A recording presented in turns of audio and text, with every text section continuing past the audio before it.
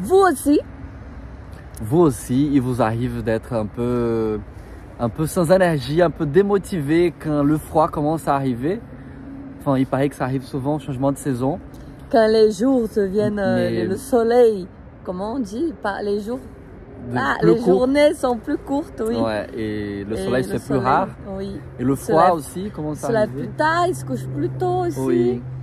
Ouais. Il fait froid. On se sent, enfin moi en tout cas. Regardez, il fait pas beau.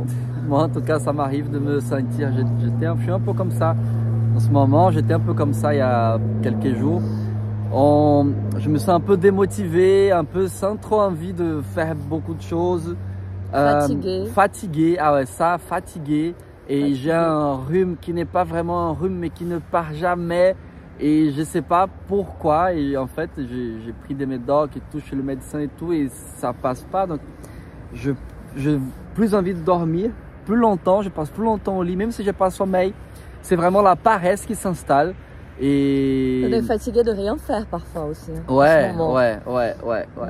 Et même quand je fais des choses, j'ai l'impression que je ne fais rien. Et que c'est pas... C'est fou, oui, hein, quand même. Est-ce que vous aussi, ça vous arrive, ça? Et en ce moment, parce que nous, en fait, on connaît quelqu'un, une psy, oui. qui d'ailleurs, qui habite à Toulouse aussi, hein, comme nous, et qui parle beaucoup de la dépression saisonnière. C'est comme ça qu'on dit en français. C'est ça. Voilà. Et bon, je dis pas que c'est ce qu'on a, mais en tout cas, c'est vrai qu'on voit ce qu'elle en parle.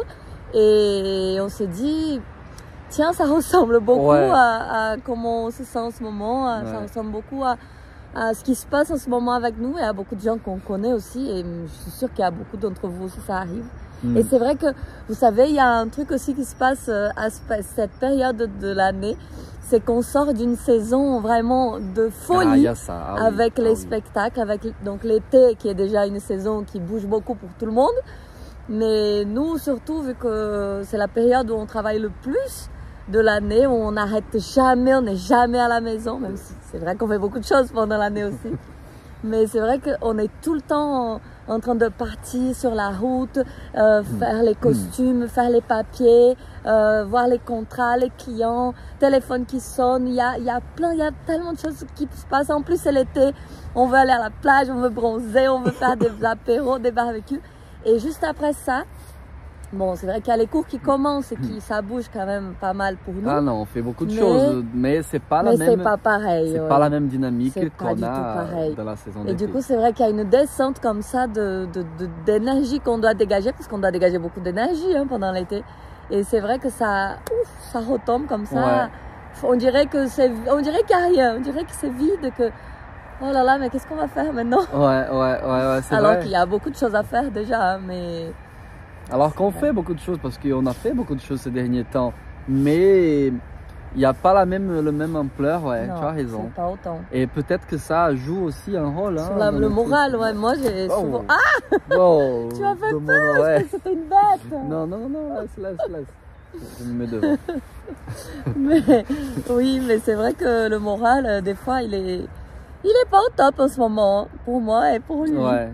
Et bon, après, j'avoue, c'est une vidéo un peu particulière qu'on fait aujourd'hui parce que on n'a pas l'habitude de dire ça, que nous, ça va, enfin, c'est pas que ça va pas, mais on n'a pas trop l'habitude de montrer que des fois, ça nous arrive aussi d'être démotivé, d'être triste ou de pas avoir le moral.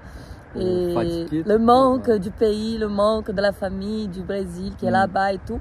Ça se ressent plus en ce moment. Et voilà, donc c'est vrai que c'est une vidéo un peu particulière. Ouais, après... J'ai pas l'habitude de parler, d'ouvrir comme ça les... Ah, je sais pas. C'est vrai que les choses qu'on fait, le sport, la danse, ça aide beaucoup parce que quand on fait de l'exercice, quand on voit du monde, on voit beaucoup de monde souvent, tout le temps. Et du coup, le contact avec les autres, le bouger, ça aide. On vient ici, là, on est dans notre parc. Lac. Et ce contact aussi avec la nature, enfin tout ça, je pense, ça aide. Mais on fait pas ça tout le temps. Non. Et du coup, les autres moments, c'est un peu mitigé, ouais. Donc c'est vrai que c'est pour ça qu'on parlait de ça, avec donc Gabriela, elle s'appelle, la psy, Gabriela Dantas, c'est ça. D'ailleurs, on mettra dans la description de la vidéo l'Instagram qu'elle a. Et elle en parle souvent et du coup, elle va faire un cours. C'est ça, un cours, un défi, je sais pas comment on appelle ça en français. Ah, j'ai du mal avec le français aujourd'hui. C'est comme un webinaire, oui. Un séminaire sur le web. Où on peut participer. Où on peut participer et où elle va justement traiter ce sujet-là. Justement. Et c'est pour ça que ça nous a fait tilt un petit peu comme elle en parle. Et puis aussi, surtout, parce que nous, on va faire un partenariat avec elle. Du coup, on va faire un cours. Donc, parce que la danse, vous savez déjà que la danse aide beaucoup à prévenir, à se sentir bien, à redonner un peu de peps, d'énergie quand l'énergie est en baisse. Et du coup, c'est pour ça que notre partenariat, et du coup, c'est comme ça que ça nous a interpellés. Et on s'est dit, mais je pense que c'est un truc là. Ouais, c'est ça. En voyant ce qu'elle disait, je me suis un peu retrouvé dedans. Oui. Et d'ailleurs, on parlait il y a une lumière aussi qui reflète qui reproduit la lumière du soleil. J'ai déjà vu ça, des gens qui font de la luminothérapie. Luminothérapie. Oui. Et d'ailleurs, j'aimerais bien tester ça pour voir si c'est vraiment ou pas. Et même la vitamine, non, mais la vitamine, là, j'ai fait une cure que ma diététicienne m'a fait, de la vitamine D, parce que justement, par le manque de soleil, je suis en carence de vitamine D en ce moment. Donc nous, on va voir, ça va mieux, ça va aller mieux aussi. Faut qu'on parte au Brésil. Ah, ben c'est ça. C'est ça, je pense. Hein. Ça a de vous de partir un peu. Mais d'ailleurs, tu viens de partir, tu rentres à peine de... Mais je suis pas partie au soleil, il faisait froid à Londres. Pas au soleil, c'est vrai. c'est vrai. Mais j'aimerais bien savoir votre avis. J'aimerais bien connaître vos ressentis aussi. Comment vous vous sentez à ce moment-là où l'été passe, finit et le froid commence à s'installer, le gris, la pluie, le froid et tout.